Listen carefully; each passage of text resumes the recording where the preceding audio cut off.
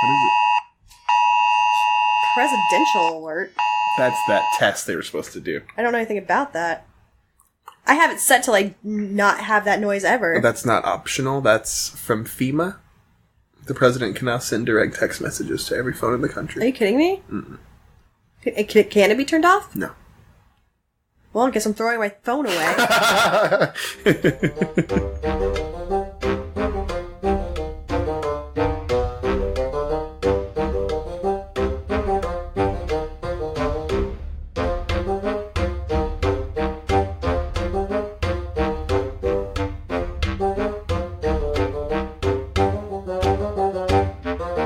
Welcome once again to Noah Snark. We're two former religious types and current snarks take a look at religious media on its own terms. I'm Hillary. And I am Josh, a.k.a. Jesus Runs. Yeah. Free runs. No. Tresseurs. Yeah. Tresseurs. This will all make sense later.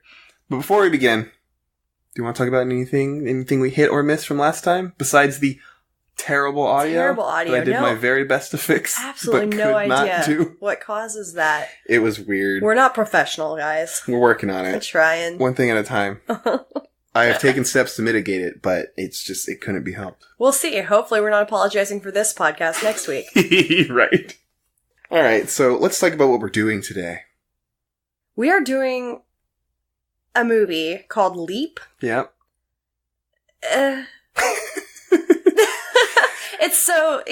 It feels bad. I feel a little bit bad talking about it because it seems like just, I don't know, like a student level production. Mm-hmm. Yeah, so this movie is called Leap. It is, as we explained last week, about parkour. Yes. And Jesus. Yeah. It is 40% parkour, 40% Jesus, and 20% plot. Correct. If you could call it plot. Loose plot. Loose plot. Persecution plot. Yeah. And that's what this movie's about. And the parkour is... not great, but I love parkour. I think it looks amazing. I would love to be able to do it. I think it's, like, athletically a really interesting exercise. Well, what we learned from this movie is you can learn it in a couple of weeks. You can learn it to this level in a couple of weeks, and I don't doubt that. Yeah, this movie's a fucking nightmare. Yeah. I'm gonna go with 45% Jesus. Yeah. 15% persecution plot. And so-called development. Yes. And then, what would that be? 40%. 40% parkour. Yeah. But it's not great parkour at that. It's very... No. Honestly... rudimentary. I was truly embarrassed for a lot of it. I was so uncomfortable. And I'm just deeply embarrassed. I'm still embarrassed. Yeah, so I wasn't too big on it. God, and the smugness about it, too. It makes it so much more embarrassing. Okay, so let's go ahead and begin. After the YouTube version of this movie that we watched opens with a trailer for the sequel. Does it? Yeah, I don't know if you noticed it, but the very first scenes they show are not any scenes from this movie. They're scenes from the second I thought one. they were just doing a bad job showing scenes from this movie. Nope. You wouldn't have been able to tell because it wasn't... Yeah. The same things happen, just like to a different degree. But it's a different movie. Why would... That one's called Leap Rise of the Beast. They did nothing. They did nothing to tell me that. Not at all. Well, I was confused already. Yep. So, because I initially was like you. I was like, oh, they just showed a trailer for the movie we're watching. Then I realized, no, those are separate movies. Yeah, and even I got to the end of this movie, I'm like, oh, so the thing they showed at the beginning was just like a more dramatic version of what they did in this movie. It's a sequel. Oh. Is it all 100% dubbed as well? Yeah. Cool, because they did not have a microphone, I guess, in any of the rooms. Every line in this movie is 80 yard. Yep. All of them. And it's very obvious and very terrible. It's very strange to watch. Yeah. Like an entire movie. Yeah. With everyone clearly moving their mouths. Yeah. They said the lines on screen. It made me think for a little bit, like, maybe this is a foreign movie. But then they're actually, you can tell that they're actually speaking English. They're just dubbing it over as best they can. So. And it was filmed in Washington. State? Yeah. Spokane. All right. So no one knows. Because I was with you. At Like, least two Russians, though. I was like, this has to be like a Ukrainian movie. Right. No, it was filmed in there's Spokane. like Eastern, there are two strongly accented Eastern European people. Which is fine. Maybe they found There's some nothing students. wrong with that. But I'm like, yeah, but I thought that was part of it. Okay.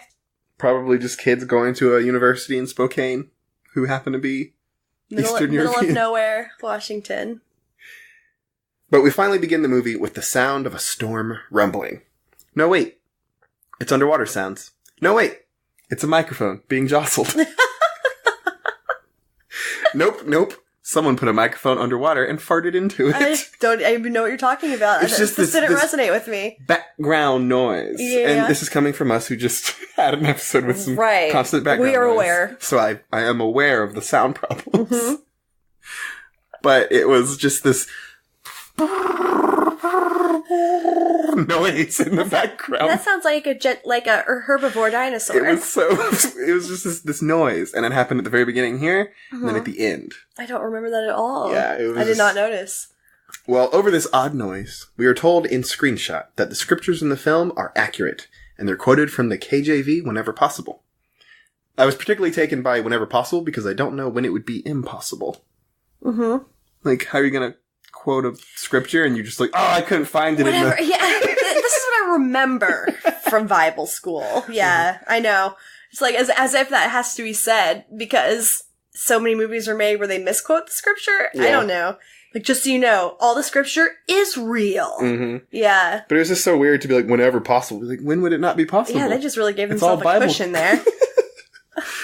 Like, hey, I found this scripture, but it's like, it's not in the Bible. It turns out it was never possible. So, it's all made up. So, the next screen warns us that the stunts in this film are performed by trained athletes. And that parkour can be dangerous and should not be attempted without proper supervision and training. Well, that part's true. Yeah. Now remember this. Were anybody doing real parkour, they should be watched. Remember this for the rest of this movie. Yeah. These are trained athletes. Trained athletes. That's what we're told, at least. Mm-hmm. A man in the mask, with the absolute worst voice modulator in history, begins... A human in a mask. A human in a mask. Begins to speak over this background noise, which still hasn't ceased at this point. Mm-hmm. And I say it's the worst voice modulator because it is initially impossible to understand what they are saying. Right. Impossible. Yeah. I had to watch it several times. But I've eventually figured out that the masked person is upset and they're interrogating a Christian about his belief in God. And he puts a gun in the guy's face and asks him if he believes in God. And when he answers yes, the modulator person says wrong answer and shoots him in the face. Yeah. And for the first time on this podcast, he was actually shot in the face. Yeah. Well, yes! Yeah. I'm vindicated. Fake blood and everything. Mm-hmm. Now that was just our cold open, and we now get an actual song that I spent about 10 minutes trying to track down, but had absolutely no luck. They didn't say anything about it in the scripture, or? I checked the credits of the movie. Yeah. And I got a name, but no evidence that it was a real song by a real person. Interesting. So it sounded real, right? The song? Yeah. I thought it was like a real... Christian song. Band or something. Yeah. Turns out, no, it was just made for this movie. So if there's one highlight through this entire movie... There's a couple other points where there's music playing in the background that sounds like a real song, so I guess they got one of their real band buddies. Yeah, they got somebody who actually knows how to play music to do most of the music. Right on, good for them. So, spoilers possibly, that might be the best thing about this movie. Because it's the only highlight you could really claim. So it did inspire me to do more calisthenics. The movie did? Mm-hmm. Okay. Now let's move on to the movie proper, because that was just our cold open. And we see a trio of children shot through a towel walking through campus. Shot through a towel? The camera's clearly behind a towel. A paper towel, maybe. Oh, gotcha. But it is at least moistened. Everything is hard to see. Yeah. It's a strange filter choice. Yes. They talk about their very uninteresting weekend plans, because why would you want to have, like, punchy dialogue when you could just say, what are you going to do this weekend? Nutsing. I'm just going to stay at home and watch movies. Yes, one of the Ukrainians. It's like, why are we watching this? But Blonde Girl leaves Michael and Sarah alone, and they have an incredibly awkward moment. Because Sarah stares longingly into Michael's eyes and devours her entire bottom lip. Yeah. But he just looks ahead, not really at her, dead-eyed. Yeah. This is supposed to be a moment. I guess they're connecting. It's so awkward to watch because he's not even looking at her, and he's just Yeah. He's just standing there with, like, no expression on his face. It's the Eastern European. Like, they don't really show emotions. Right, because the blonde girl... is also Eastern European. Is also the Eastern European. And Sarah appears to be... normal American. Normal American. And it's just so strange. And she's giving him the flirty eyes, and he's just dead. Yep. It's like he's thinking about potatoes. Yeah. If only my people could grow potatoes. That was a Latvian potato joke.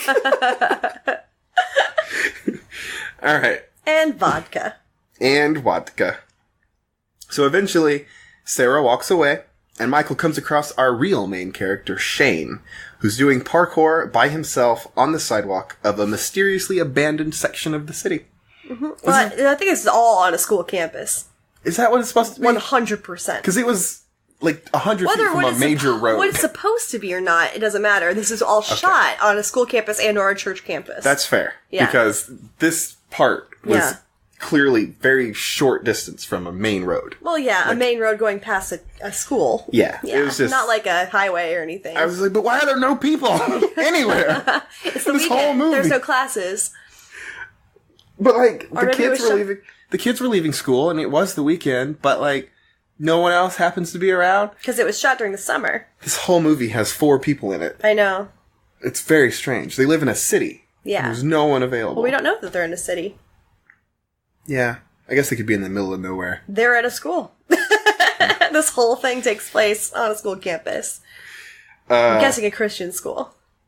Michael, in his own words, has never seen anyone move like that before. And Shane exhibits surprise that someone watched him swing himself back and forth along a railing. It's so embarrassing. He's so serious. In his cut-off shirt. He's like, oh, you were watching me? Yeah, I thought this was the love story that was going to be developing. And he's like, I've never seen anybody move like that. Yeah. It's very weird to see. Anyway, I gotta go. Yeah, he explains that it was parkour. Or at least, some version of it. And his phone, I guess, goes off. Mm-hmm. And he hears his alarm, and he's like, all right, gotta go. And he jumps over a table and is like, bitches, bye. Yep. I don't know if he's supposed to be inhuman. No, he's supposed to be human, but he's supposed to be more impressive than he actually is. Mm-hmm, mm-hmm. He definitely thinks he's more impressive than he actually is. Yeah, because Michael is left awestruck. Yeah. And he catches up with his friends a few days later, and he tells them that he saw the coolest thing ever. It was a guy jumping and flipping around and doing all sorts of crazy things. Yeah, this was 2008. Mm-hmm. So when was YouTube created? Maybe this is the first, the first YouTube video? Right, or yeah, maybe he doesn't have exposure to anything like this. Oh, I see. Yeah. YouTube was a few years before that, at least. It was before that, yeah. Anyway, just curious. 10 years ago. This was made 10 years ago. We have to keep that in mind. Mm-hmm. You can tell by the terrible women's clothing. Now, he insists that his friends check it out. They decide to use blonde girl's roommate's computer to look it up. Yep. Because it's 2008 or 2009, and none of these 3 students has an operational computer or access to one on their college campus. Right. Makes sense. Also, important plot point, I guess. Yeah. Where are they going to watch that? They have a whole discussion about where they're going to watch the show. Yeah. This stuff. He's like, we should check it out. He's like, what about your computer? He's like, oh, mine's broken down. Yeah. He's like, my roommate has a computer and she's not going to be around. It's like, that sounds like a come on. Yeah. My roommate's going to be gone. We can use her computer. It's so strange. It's the weirdest, yeah. Like, you could have just said, we got to go check it out, and then cut to checking it out. Yeah. We'll just assume you found a computer. Or just be like, come on over, we'll check it out. That's it. Okay. End of scene. So, they watch some more parkour on a computer screen, and they discuss how amazing it is, and whether they think Shane will teach them. What did you think of the computer parkour that they were watching? I don't remember it. Yeah. Yeah. That's basically it. It was unimpressive as much as the rest of this movie. They definitely didn't use actual videos of real quality. I guess they didn't have the rights for it and all that. But maybe. I don't know. It was just... like, this is the parkour you're going to show us as the most amazing? Oh, they were impressed by him jumping over a table, so... Yeah. So they search for Shane, because they want him to teach him, and they do eventually find him practicing some more parkour on some benches. Yeah. Just hop, hop, hop. He notices the attention and introduces himself as Flyboy. But they can call him Shane. Yeah. He's an artist, you see. Yes, and to pay homage to the art form that he loves so much, apparently parkour artists go by their internet names, or whatever it's called. How does he word it? I think that was mostly correct. Yeah. They have some sort of, like, forum, I guess. Yeah, I guess names. So, yeah. He's Flyboy. Yeah. I assume it's Flyboy with an I. Or, yeah, B-O-I. Yeah. Absolutely. But I never And probably, confirmed. like, every other letter is capital. Yeah, for sure. They ask for training in PK, as Shane calls it, and he agrees to teach them. They even answer the all-important question, can girls do it too? Yeah. Thank God they asked. Thank God. I was really concerned that Sarah... Like, what are those girls asking to do it for? Girls can't do parkour. Come on, man. It's like running and jumping and grabbing. Yeah, you have to be, like, athletic. Well, to be fair, that would have been a fair warning. It's true. Because one of them... is definitely not. Never figured it out. No, and they gave her as much time as anybody else. Alright, so Shane runs away to go home because he only travels by running. Yes. He does not walk. No. Ever. He's always training. He's always training, always running. And we meet his girlfriend, Crystal, when he gets home. Mm-hmm. She's interrogating him about what he has planned for their upcoming anniversary. You're the man, as far as I remember. Like, what did she say? You are the man, after all. Yeah, because he asks what she wants to do. And she says, You're the man. What do you want to do? Or what do you have planned? Yeah. It's important that we establish these strong gender roles. Mm-hmm. This comes up several times in this movie. And all she wants to do is a simple date that's not about jumping off rooftops or vaulting rails. She just wants to go out for a nice dinner, maybe a movie. Mm-hmm. Seems reasonable. And it seems in the scene that he's trying to give her a hard time. They're trying to banter back and forth. Yeah, but they don't have chemistry or talent. He has zero charisma, and she has zero presence. So it's absolutely true. So neither of them are able to have a conversation convincingly. Right. Especially one where they've been dating and are ribbing each other. Right. They're supposed to have been together for a year during this scene. Right. It's been an awkward year. So it's just two incredibly uncomforting people making eyes at each other and saying stupid things back and forth. Yeah. And then it finally mercifully ends. And the trio of Michael, Sarah, and Blondie. Sarah? Michael, Sarah. Oh, gotcha. And Blondie. I don't recall that cameo. Blonde girl will never get a name. No. I actually do know her name. Trina. It's Tina. Tina. But she's blonde. Yeah. Because... there's a blonde, there's a brunette, and there's two boys. One of them is from Ukraine. Right. Presumably. And they're going to go through boot camp, where they're going to learn the basics of PK. And it is only PK from now on. Yeah. Because I am a douchebag. Yeah. PK! PK! This training montage is at least twice as long as it needs to be, but it does help pad the time of this 82-minute movie. Yeah. I tried to fast forward, but you can't really on that YouTube video because you can't do that thing where you scroll over and it shows you when it's over. Right. So it's just What'd you watch it on? YouTube? Like a computer? Yeah, my laptop. Oh, okay. Yeah. Oh, it doesn't have the preview? Right. Oh, that's bad. It was bad. It finally ends the training montage, and the trio is warned that they will be more sore tomorrow than they've ever been before. You better get a bag of ice. Take an ice bath. Get ready. And we're forced to watch Sarah slowly and painfully get into her apartment and prepare her ice bath, and then she gets in it fully clothed, because if we didn't get to see her get into the tub, we wouldn't know what was going on. It's true. But if she was naked, yeah, it would be just inappropriate. Very inappropriate. Why would you take an ice bath in all of your clothes? I don't know. Like, you don't have to show us. Her muscles hurt so bad, she cannot even disrobe. Like, you don't have to show us her getting in the bath. You know, and you can't even lift your arms over your head to take your shirt off. Yeah. That's clearly how bad it was. If they would have simply shown her putting the ice in the bath, right, we would have assumed she took an ice bath. Yeah. We don't have to see her get in it with all of her clothes on. It's so weird. This is why you don't make movies, Josh. I don't get it. I don't know how things work. The next day, Shane is invited to church with the group of kids, but he isn't particularly interested because he's not a Christian. But he does eventually agree to come along because it's an opportunity for hangs. Mm-hmm. And he's going to bring his girlfriend along. Because, they're just going to hang out with their friends. It's no big deal. In the car on the way, she is deeply against going to church. She doesn't think that Christians are normal people and doesn't want him to get sucked into their little Christian world. Yeah, this, how people talk. Mm-hmm. He points out that PK is their religion. Yeah, my favorite line in the whole movie. It's possibly my favorite line that's ever been written. Yeah. Of course I'm not going to get sucked in. PK is our religion. She decides that she would rather be dumped on the street than go to church. Yeah. So Shane drops her off, and she makes it back home on her own. This made me think, because I was curious as to how did she get in the car? Where did she think they were going? Right. Because it seemed like he was telling her where they're going once they were in the car. At first you think that they're having a conversation about, like, maybe later tonight I was planning on doing this thing, you want to go with me? Mm-hmm. Kind of a thing. But then at some point she's just like, he's like, do you want me to let you out? I'm like, wait, are they going now? Why is she in the car? No, yeah. And also, you can probably drive her home. I have a feeling you don't live that far away. This whole movie takes place on a campus. Exactly. He could have just ran. Yeah, she's like, I can get a taxi. He's like, are you serious? Yeah, you probably could. Yeah, she probably could from there because she is in shape. Just jog home. See, my assumption, parkour the whole way. My assumption was that she knew they were headed to church, but for some reason was really pissed about it on the way.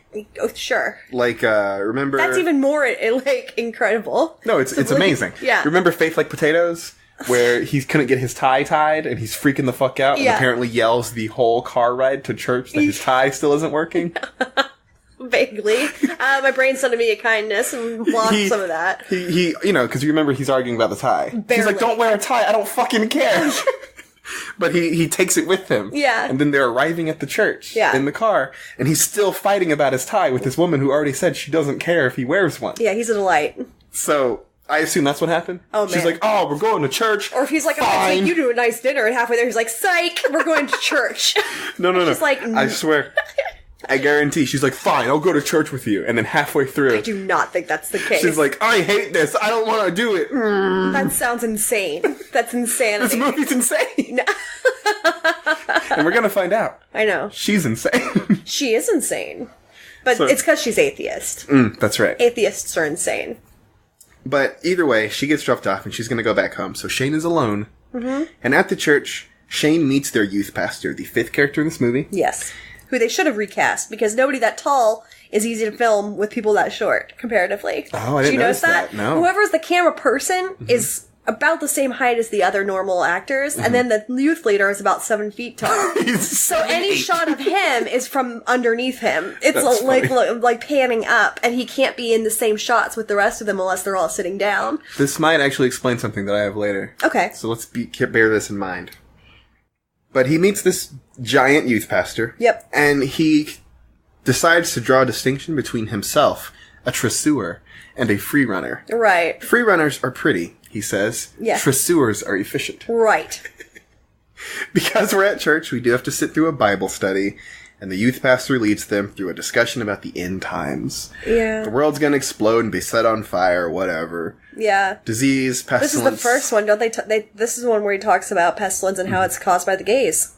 Yeah. Yeah. Talks about diseases and pestilence being a sign This of the is end about times. where I started feeling okay with making fun of this movie. I'm like, oh, these are shit people. They deserve to be made fun of. But overall, the point of this conversation is that the end is nigh. Yeah. So get nigh ready, bro. Yeah.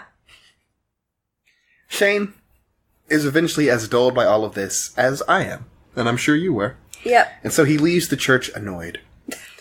Crystal, when he gets back home, taunts him and says, I told you so. Yep. They're going to try to brainwash you. And he thinks that even though they were clearly trying to brainwash him, they made some good points. And so he heads... Easy to brainwash. And so he heads back to the church to talk to the youth pastor. They go over the facts of Jesus, and he tells Shane that he's going to have to make a leap of faith. No, this is the best part. He's like, I'm not Christian. He's like, well, do you believe in heaven and hell? Yes. Do you believe in Jesus? Yes. Like, basically... How are you not Christian? Right. Like, what is your definition of Christian? Because you believe in all this, like... I'm like, oh, you're not an atheist. You're just... Well, he's not an atheist. PK is his religion. Right. That's right. Duh. Who do you think the first PKer was? A Frenchman. Jesus. He was not that agile. In the religion of PK. Yeah. Jesus was the first PKer. Right. He believes in heaven and hell. He believes in Jesus. He believes Jesus was crucified. The only thing he was like a little wavering on was like, well, do you believe Jesus died for your sins? He's like, I don't know. Right. Like, you waited this far. Like, what's the thing? He's like, that's How's where you have to take... How's that your last? How's that the hang up? Like, literally, if you are... And I'm pretty sure he asked him if he believed Jesus was resurrected. He did, yeah. So it's like, okay, so you believe everything... Literally everything except for why Jesus died. It's like, that doesn't make any sense. No, it doesn't. Alright. But yeah, they go over the things of Jesus, and he invites Shane to join their group, even if he doesn't actually become a proper Christian. And now they're back at PK training, and Shane explains that the philosophy of PK is to adapt to the situation and goes through a series of vault options. Because this is when, if you hadn't noticed yet, you're going to just be watching them train for half of this movie. It's almost the entire movie. He talks about, like, a through vault and a turn vault. Yep. And he shows us all, and it's like, oh my god. Yeah. I've never cared about anything less. This was a poorly done training video disguised as, like, a Christian persecution movie. Right.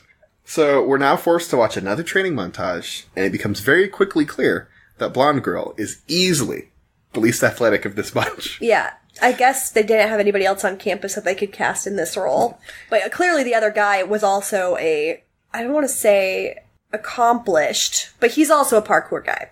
Like, he's pretending to not know how to, like... Oh, Michael? Latvian man? Yeah. He's pretending to not be good at it at first so that he can eventually develop, but it's very, very obvious that he can do all of the moves that the other guy can do. Mm-hmm. And then the girls are sadly far, far, far behind. The brunette kind of gets it. Blonde Girl Tina there's no hope. No, and they really shouldn't have let the camera linger on her as much as they did. Because it's not so much that she's bad at it, although, is she. But it's not the sort of thing that you would film this woman doing and then put on film. It's just going to embarrass her. Why would you do this to this girl? I don't think any of them are aware of how bad anything is. I think they all think they're doing great, including the director. Yeah. But after training, Shane is asked if he's ever had to use this stuff in real life. And he says not yet, but maybe soon. Sarah decides to tell him that God's in charge of all that stuff and prepares people for what's to come. And maybe he's teaching them PK in case one of their lives depend on it. Foreshadowing. Now, he has to say at least twice that he's not having this conversation with these people. And he doesn't want it before they finally stop spewing God-bothering nonsense at him. Yeah. Because if this was me... But he already believes in God. Yeah. Whatever. But it's just a matter of simple respect. If someone says, hey, I don't want to talk about this, shut up. Mm-hmm. It's easy. As training ends, Michael finally asks Sarah out, which I was surprised with because he hasn't exhibited anything resembling a human emotion so far. Right. And so I was shocked to find him do it here. Yeah, no interest. He did not seem like he had any interest in her or anything. Right. We watch another montage of their rock climbing date. Yeah. And as a very romantic topic to close out their date, they talk about Shane's possible salvation and whether he'll ever know the truth. They're obsessed with Shane. They're obsessed. And then they talk about what they'd do if the world was going to end in 24 hours. And the answer isn't crazy monkey sex. It's praying. Yeah. I'd pray. Well, yeah, no, I was like, well, she said, I hope I'd pray. He's like, what would you do if you knew that it was all going to end? She's like, well, I hope I'd be praying. Mm-hmm. I'm like, well, that's a fucking waste of time. That's a tremendous waste of your time. Yeah. Okay, whatever. Do your thing, man. And back at home, Shane studies his Bible, and he thinks about taking his leap of faith. Of course, he's using his PK training to do it. Of course. And he prays for salvation, and so now he's a proper Christian boy. He feels relief, and he reads about the mark of the beast, because that's what one does when they're feeling relieved. Yeah. But it causes him to worry. Back at Bible study, Blonde Girl is also revealed to be a pretty crappy reader on top of her pretty crappy athleticism. Mm-hmm. And one has to begin wondering... English is her second language, so I think she's probably doing okay. That's probably fair. Yeah. But one has to wonder why she's allowed to have these takes put into the movie. Like, is the director mad at her? Director's girlfriend. But this isn't her big moment. It is in his eyes. Maybe. That could explain it. It would explain it, yeah. But their youth pastor warns them about how horrible sex is and how you shouldn't do it outside of marriage despite what TV and movies show. Our bodies are temples, you see. And outside of marriage, you're defiling that temple. Yeah, you are. That's the closest to a dirty joke you've told on the show. Defile my temple. Ugh. God, they're phrasing. This goes on for so long, and I'd rather die than watch these awkward-ass people discuss this any longer. But it happens for 70 years. Yeah. In the background of the film, Satan rises up from the earth and kills dozens of people before Jesus pops down from heaven and duels him with a sword that he pulls from his own throat. From whose throat? I don't remember that. Satan's claws appear to be a formidable match for Jesus, but it's not long before he's overcome by the sheer force of the righteousness of Christ and struck down and dragged back to hell. I blacked out during this. When all of that's over, Shane asked the youth pastor whether the mark of the beast... I made all that up. Okay. It was just way more interesting in my mind than what they were actually saying. That would be more interesting. I'm like, I'm fucking blacked out. I don't remember any of this. I literally wrote all that down while they were talking about sex and being very strange. Yeah. And I was like, that would have been a way better movie. Yeah, you're right. Especially if it was happening in the background. In my mind, this was all happening in the background. Right, if this church group is actually happening just a few blocks away from this is the end. Yeah. Yeah, and we can see it all in the background. If they're just talking about sucked into a hole, yeah. There's like, I don't want to do. What about anal? Is that okay? Yeah, it's not technically the whole hole. Is this the same? Is this the same discussion where they talk about the law of attraction? Probably. I'm telling you, I was writing this shit down. Yeah, we're like how the laws of attraction people got it all wrong because they're just thinking, they think that by thinking positive things will happen to you, but they leave God out of it, so they're wrong. You see, wouldn't you have rather done what I was doing? I was actually also looking at old houses on Instagram. I get that. I was multitasking as well. Yeah, but you got more of their conversation than I did because I zoned out. Yeah. But anyway, after all of the super awesome background stuff with Jesus and Satan happens, which totally did happen, Shane asks the youth pastor about the mark of the beast, and he proposes a conspiracy theory about microchip credit cards that are inserted into your skin and could then be tracked by the government. This is 2008. We did not have microchip cards yet.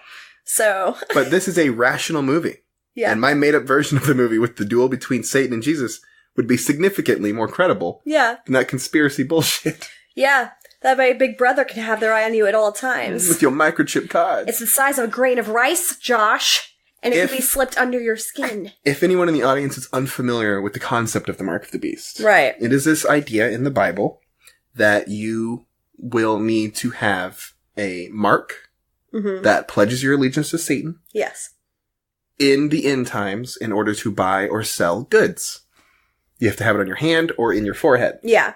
So Shane's conspiracy theory is that if they make a microchip-sized credit card and put it in your skin, that would be the mark of the beast because they generally put it on your hand, similar to how credit cards more or less work now. You use your hands. Yeah.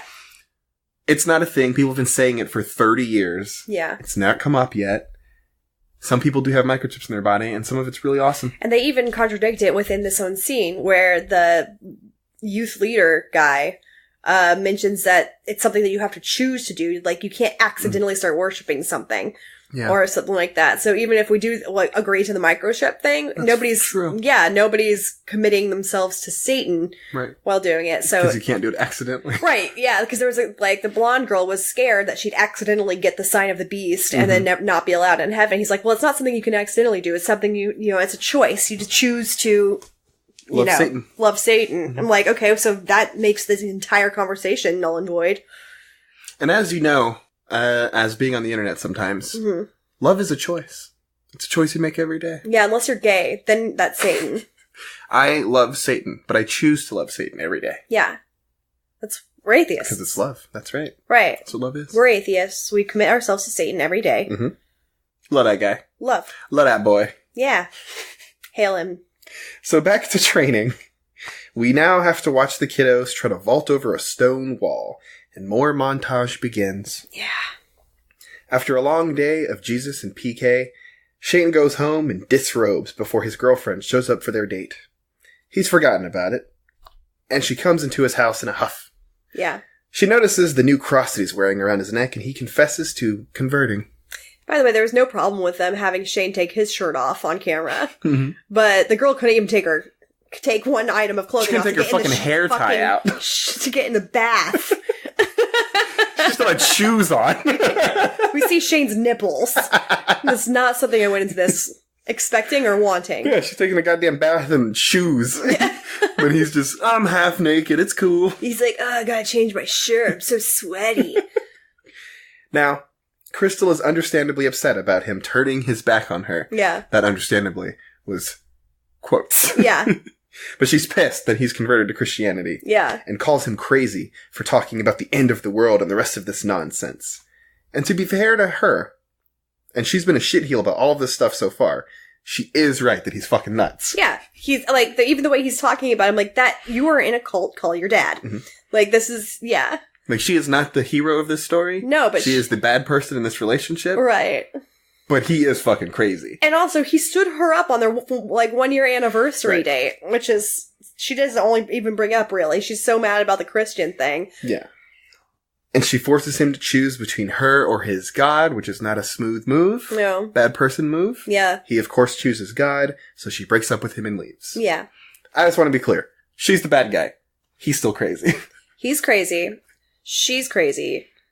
After being broke up with, Shane calls his PK trio for some company to help him out. And they can't do anything but talk about more God stuff when they arrive. And Blonde Girl can't do anything but make really dumb jokes. Yeah. Like, oh, it's a good thing you broke up before you got married. Ha ha ha. Yeah. It's like, this was 20 minutes ago, bitch. Yeah. It's just like, they're like, tact. Tact, Tina. But she's like, but it's true. I'm with her, too. I'm just like... She's not wrong. She's not wrong, but she also... Yeah. I also noticed a fun thing about Shane's apartment. Besides the fact that anytime you see him on screen, you can see his stack of movies behind him. Which I'm distracted by. I've looked at all of them. What, do you remember many of them? I know The Recruit, Saw. And he had Saw. He had Heroes, at least the first season. Okay. He had the Indiana Jones trilogy. He had the Star Wars trilogy. There was another show. I think it was not 24, but something like that. Okay. Yeah. Cool. Yeah. Nice eyes. I only got those two. I actually rewound it because I was more interested in that than anything else. He also had a poster on the wall for, I think, Open Water and the movie, yeah. Batman Begins. Huh. Because it's clearly, obviously, a college dorm. Yeah. Or a college apartment. Yeah. But what else did we notice? That he has motherfucking swords in his wall. Yeah. No. What are those? They're called Psy. Yeah, he has Psy on his wall. And then a weird amount of masks? They looked like masks from Africa, like African masks or something, and then 2 obviously thrift store couches that I would not sit on with for my life. Yeah. Whatever this guy's into, it's varied. And nerdy. But they decide, while they're talking, that they should pass out some pamphlets for Jesus. And they devise a plan to do that without drawing too much police attention. Mm-hmm. Why they would draw police attention is completely unsaid or unknown. Persecution. But they're covering their bases nonetheless. And they decide to go... They live in a fantasy world. They decide to go on a late-night stealth run. And so we watch another few minutes of these kids hopping back and forth over the same railing, and it's all very impressive. They even establish that they're going to get some t-shirts for their new ministry, and the next scene is them getting those very shirts. And they discuss their plans for the Bible handout. They're talking about how they're going to manage to not get too much police presence, but still without any explanation about why. Yeah. And the next scene is another Bible study about the rapture. I'm not going to talk about the rapture. No. It's the whole Left Behind premise. The only thing interesting to note here is that, unlike the Left Behind series, these people believe that the rapture won't happen until after the tribulation is over. So, because in Left Behind, everyone disappears, and then that's when bad stuff happens. Yeah. In this person's theology, you just live through the shitty times and get raptured after. Which is... awful. Yeah, it's weird. I mean, neither makes sense. No. But one is just like, why happen. would you... Yeah, neither's going to happen, but it's like, why would you do that? Yeah. That doesn't make any... You know you can believe anything you want, right? Yeah. So the amazing plan to draw attention before they hand out Bibles is to stand in front of their school, completely still, until people stop to gawk at them. This is, of course, not at all what would happen, because no one cares if 4 weirdos are going to stand still.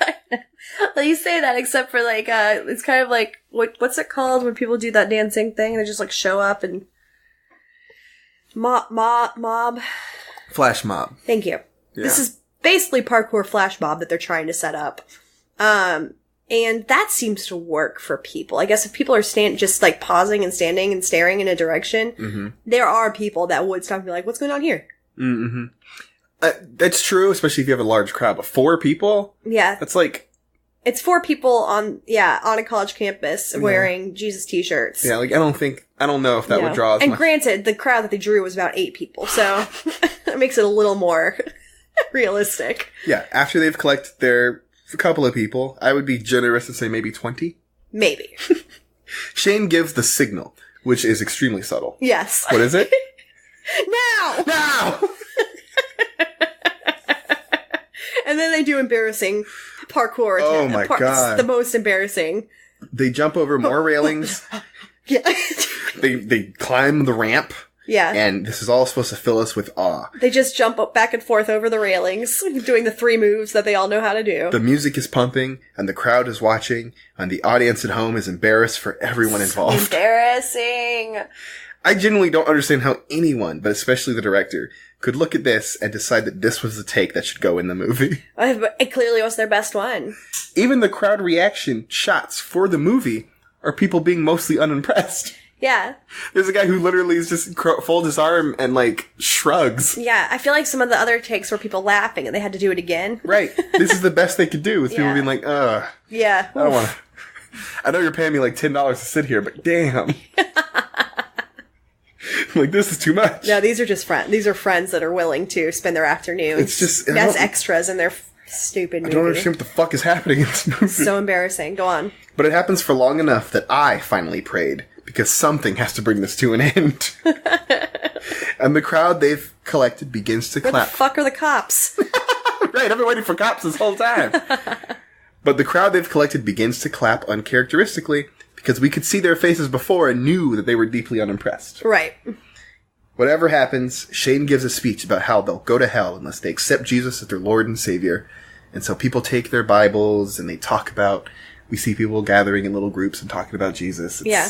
If it's this easy to convince you of something as big as your eternal life, you will fall into many cults before you die. Yeah. Yeah. There's a lot of people who were moved by this enough to let them pray over them. Mm-hmm. Yeah. So they report back to their youth pastor, and it was all so amazing, and Shane has plans to move to downtown crowds after a few more tries on campus. The pastor's going to help them with all that, and it could be as early as next week. Downtown Spokane. He passes along a letter that he's received, though, threatening them. The quad? What do you call quad? The quattro? What's the word for trio? It's quad, right? Okay. Quartet. It's a quartet. Thank you. We got there. The pastor passes along a threatening letter he received for the quartet, and it says that they are fighting for a lost cause. A lost cause, and will regret it if they continue. Yeah, which is very, very clearly a blank piece of paper. And the second blank piece of paper passed back and forth between them. Because the first one was like, check out back when they were talking about the chips that are going to get inserted into us. He's like, look at this thing I found. This article, it was just a piece of paper. And he's like, whoa. Beyond the obvious absurdity of such a situation, yeah, I do have one burning question. Yeah. Why did this mystery person send this to the youth pastor? It doesn't make any sense. He's barely involved in any of this. I was the youth pastor. Dun, dun, dun. He hates parkour. Anyway, he tells them that he's passed along the letter because he wants them to be careful. And they assure him that they will. Mm-hmm. Michael says, we're the kings of safety. Yeah. And then Sarah goes, hey! And the queens. It was all horrible. Yeah. Everything is awful. Oh, God, this is so terrible. Shane and Blonde Girl are now walking down the street, and they are ambushed by some people in a black van. And they wake up with the voice modulator person from the opening scene, telling them that they want the two of them to stop their preaching. Blonde Girl is threatened with a gunshot to the neck, and the modulator person asks if she believes in God. And she falters and says she does not. And we're supposed to be oh so disappointed in Blonde Girl. Mm-hmm. But it saves her life in the moment. That's right. She does not get shot, as we saw in the opening scene. Right. But Shane's next, and he refuses to talk until the modulator person tells him who they are. So they unmask, and it's Crystal, his ex-girlfriend. Oh my God, you can tell by her tiny arms. Yeah, you could always. She was just wearing sunglasses. It was super obvious from the start. Yeah. But, oh no, what a twist. Yeah, I guess. She's upset that the Christians stole him away from her, and she's anti-God because her parents died when she was 10. Yep. Once again, the reason someone turns from God is because someone they know died. Yep. as always, it's the only reason anyone would turn from God. So she again asks Shane if he does believe in God. And he says, of course he does. And when she's about to shoot him in the neck, blonde girl lunges at Crystal, and she throws off her shot before they jump out of the moving van. With their parkour skills. That's Thank right. goodness they've been training. Without PK, they wouldn't have survived this because of the action roll into the grass. Yeah. Blonde girl is slower, as normal. Yeah. And she gets shot in the back by Crystal and dies. Yeah. And it was hilarious. It was hilarious. She's like, ugh. And then Shane, who is at most 30 feet from this. Yes, the importance comes up later. This does come up later, but also comes up now because he's staring at the whole scene. He's watching all of this, but he doesn't do anything or say anything. No. He just stares at Crystal, glares at her. And she glares back. Yeah. And then he begins to run away. Yeah. And Crystal, what does Crystal do? She throws her gun and runs after him. Why the fuck are you throwing your gun away? You're trying to murder him. Maybe she only had one bullet, but he didn't know that. You could still threaten him with it. Right. So she throws her gun and she chases him and just... Why? It doesn't make any sense. So let's not harp on it. Shredding guitars guide us on our chase. And no matter how good it is, and it is not good, no, it'll never make up for how fucking stupid it was that she threw her gun away. Yeah, no. They poorly parkour for what can be presumed miles, because this goes on for so long. Yeah. And throwing her gun away is stupid not only because she could threaten him with it, yeah, but it's obviously evidence against her. It's so many 12 reasons. Feet from a dead body. Yeah, with her fingerprints on it. Like, she wasn't wearing gloves. Also, where's her minion? The guy who was driving the van. He just left. He was just like, oh, thank God. That bitch was crazy. You're gonna wash this van down. Like, the police are gonna find a dead body. Yeah. And 12 feet from it is a gun. Right. That's been recently fired. Yes. With hands on it. Yep. But how does she possibly think she's gonna get away with this? I don't know. Maybe she could have at least taken it with her so she can dispose of it later. Or kill herself. Yeah. But Shane does eventually escape from her after an incredibly long chase scene. Were you exhilarated by it? No. What? Come on. His escape is made because he jumps from a rooftop. And we're supposed to believe, I don't know, either he's a really great PKer. Well, this proves it, that he is the superior PKer. Right. Because when she jumps from the rooftop, she apparently shatters her entire leg. Yeah. Or at least that's what the sound effect tells us. Right. Somebody snapped some celery over the mic. And we now know that she's broken. Also, did you notice that when he realizes she can't follow him and he's, like, getting away, there's an evil laugh in the background? Yeah, what was that? I still don't know. Who was that? It was a male laughing, but we were looking at him, so it wasn't him. It was so bizarre. It was very strange. So we're back at Shane's apartment, which apparently Michael and Sarah were just hanging out in. Yeah, they are waiting for him in his own apartment. I guess they all live there now? And Shane arrives, and he tells them the whole sad tale of what happened. Despite being so nearby that he definitely saw what happened to Blonde Girl. Yeah. He now says, I don't know what happened. Yeah, and then, oh wait, I heard a gunshot. You saw a gunshot, motherfucker? You saw her get shot. You were right there.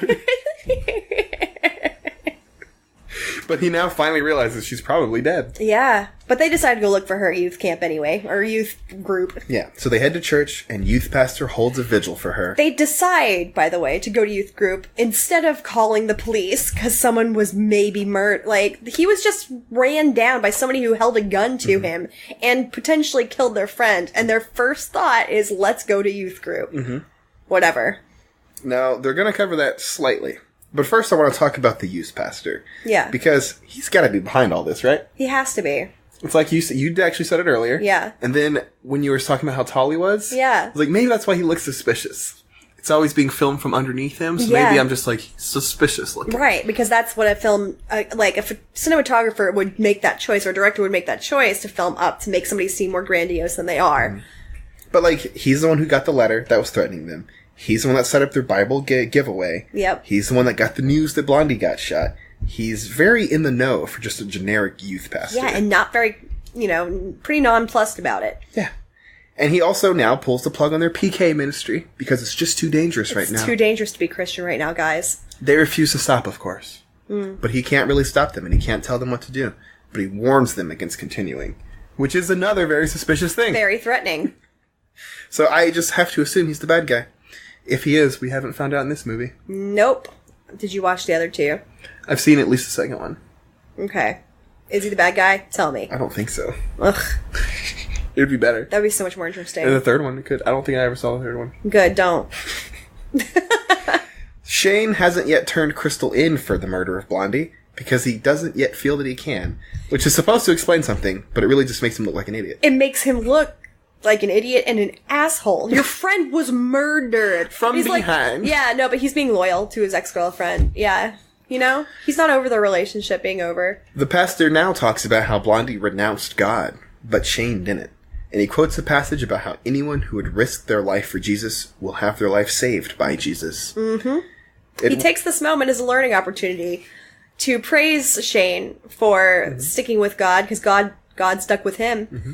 And also make sure that everyone knows that Tina's in hell. She's in hell now. Yeah, that's what you get. But Tina. it wasn't chance that let Shane live. It was God. Yeah. But they almost literally say, yeah, she's in hell now. Yeah, they're like, what about Tina? Well, she's in hell. You have to say it quite so obviously, but that's clearly the implication. Yeah. They're like, are you going to be at her funeral or talk at her funeral? He's like, I don't think I can. That was hilarious. This guy's a piece of shit. Fuck her. Yeah. But at the funeral, we do get a meaty version of Jesus Loves Me. Yeah. Remember Meaties? Meaty? Mighty? Midi? MIDI. Okay. MIDI. Yeah, it just sounded, it was a Casio keyboard set to piano. Boop, boop, yeah. Boop, boop. Done by somebody who can only play with one hand. They haven't figured out. Yeah. And we contemplate the fact that Blonde Girl is roasting in eternal damnation and also didn't appear to have parents. No family or parents. Like, there's 8 people at this funeral. Well, they're all in Ukraine. Oh, yeah, that's probably it. Yeah. Was she an escapee, do you think? It's impossible to know. Well, she's dead now and in hell, so who cares? Well, if her parents had died, she wouldn't believe in God, so they must be still alive somewhere. So as a train passes by, and we pick up all of that background noise, we are now supposed to hear her friends talking about how they can't believe that she renounced Jesus before she died, but they'll never know how strong their faith is until it's tested. And I mean that. There was a train passing by. Yeah. And we heard all of it. And this conversation is impossible to hear. Considering the entire movie is 80 yard, why is this the time they chose to use the live mic footage? I have to assume in the studio they 80 yard, that was where the train was. Because it didn't, well, this scene actually, it sounded terrible and different than the rest of the movie. That's so true. I feel like this might have been the one and only time. They set up microphones. Yeah, or they had microphones that picked up what they were saying. But to close the movie, Shane's conspiracy theory about the rice-sized microchip credit card is revealed to be finally happening, and the kids are shocked to find that the end times are coming, just as they were told they would. Yep. Dun, dun, dun. I'm scared. Movie's finally over. I had a dream last night that my credit card got stolen. I had a dream last night that I could reset my days. Ugh, lucky? That's a good dream. My credit card got stolen and my friend called me a bitch. That was my dream. I texted her this morning about it. I'm still kind of upset. She's apologized not that she needed to, but I've been having weird dreams lately. Oh. Not bad ones, just odd. But how did you use that power in the dream? To reset my days. I could do anything I want and then just... Yeah, but do you feel like you got to like really live your best life? I don't think the dream lasted very long. It was kind of Groundhog Day-y though. Yeah. I just did a bunch of cool shit and then just like blink. See, that's what I would do. Apparently I could only do it on Wednesdays. I don't know. Well, Wednesdays are, hump day. It was just weird. I was like, why Wednesday? I've always wanted to train myself in lucid dreaming. I've only been able to lucid dream once, and it was amazing. Yeah. But it was also only to a certain degree. It's like I was aware I was dreaming, so I'm like, oh, okay, I can go do these things. It's like, and even in my dream, I couldn't make decisions. So it's like, it was the torture of my real life, but with infinite possibilities of action. That's funny. Too many options, So let's talk about the best, and let's talk about the worst. Okay. What's the best? I would say this did actually inspire me to get in better shape. Okay. Only because parkouring is genuinely something that I think would be really fun to do. Like a way to like exercise, but also have a fun time with it. Whether or not I do that is gonna, we'll see. I won't. I'm not gonna do it. Yeah, here's a secret. It's not gonna happen. But it did make me think about it, so that's cool. worse was the ADR. Mm-hmm. The fact that every single word of this movie was done post-production. I'm going to go with the best being that because the film was shot through a paper towel, it is therefore impossible to tell anyone apart, and at least they have the versatility of being able to switch out the actors at any point and no one will notice. I thought they all have pretty distinct looks. They do. I'm just fucking around. Look how bad it looked. Yeah, it did look terrible. The worst is just, I didn't want to watch any Bible studies anymore. No. Every scene lasted too long. It was like too much parkour and too much Bible study. Yeah. It's like there's not... And in a movie about parkour and Bible, you'd figure that would be the things you're there for. Right. And there's nothing else that they did do that I was like, well, we should have more of that. Because like everything that they did and talked about was boring and long and terrible. It was pretty horrible. Yeah. But now, let's talk about our new segment. Okay. Things that are like this that would actually be enjoyable.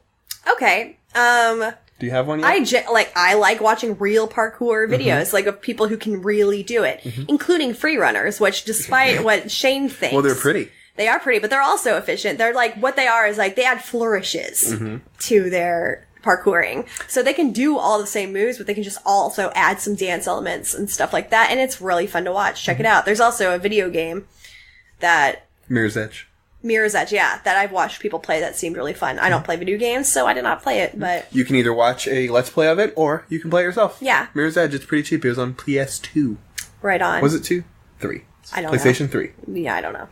I also have a parkour suggestion. Yeah? District B13. Okay, what's that? Is it a movie? It's a movie. It's a French movie by the same team that made Taken.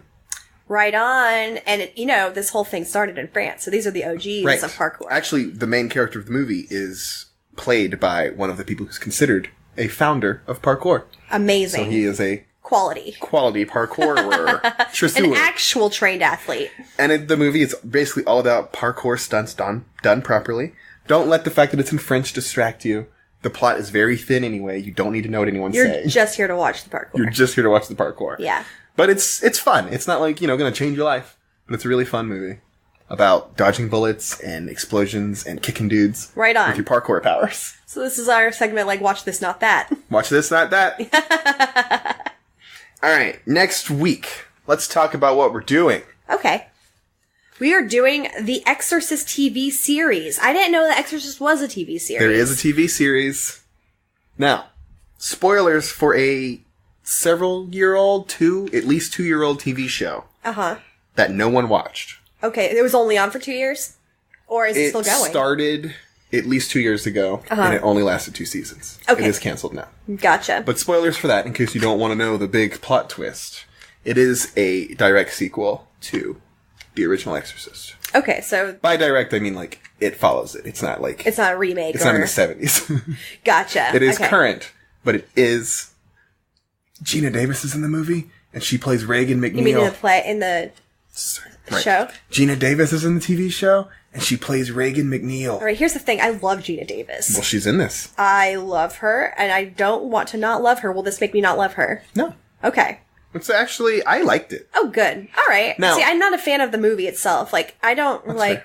Exorcisms are not a thing that scare me. Yeah, that's fine. As a non-believer, I guess it makes sense. Right. But... Yeah, it's not scary. It's the closest to, TV scary it gets. Right. And I do have a soft spot in my heart for, kind of, classic horror. Mm-hmm. In which I consider that, obviously, classic horror. Mm-hmm. Not as classic as, The Wolf Man and shit, but... Mm-hmm. All right. But that's what we're doing. Groovy. And remember, if you like the show, and of course you do. Yeah. Who wouldn't? Please give us some 5-star ratings on whatever podcast app or service you are using. Yeah. And tell your friends about us any way that you can. Sit them down, put it in their phone, and say, listen to this show, it's great. Yeah. I'm on Instagram now. That's right. Yeah. I'm a modern lady. Do you want to tag yourself? No. Okay. Do you want me to add it to the description? Yes. The description to Hillary's Instagram will be in this description of the episode. What did I say?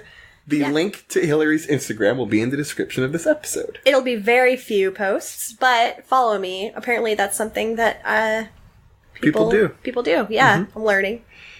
And links to everything else, including my Instagram, which is really the show's Instagram, right. And the Twitter, and all of that, is also in that same description. And you can send us a comment or a question there, where you'll find the email. Yeah. And as always, Thanks for listening. Thank you, guys. Thank you so much. Bye. Bye.